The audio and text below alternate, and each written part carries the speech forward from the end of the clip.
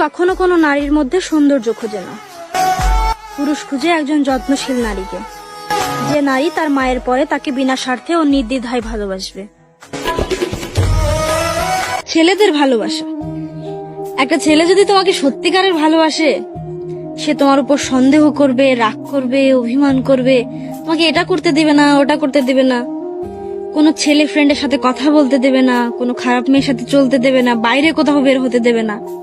সব মিলে এটা তোমার কাছে একটু বেশি বেশি মনে হতেই পারে, কিন্তু বিশ্বাস করো, পুরুষ মানুষ এমন একটা জাত যে তার শখের মানুষের গায়ে লাগা হাওয়াটাও অন্য একটা পুরুষের কাছে দুশ্মন মনে করে।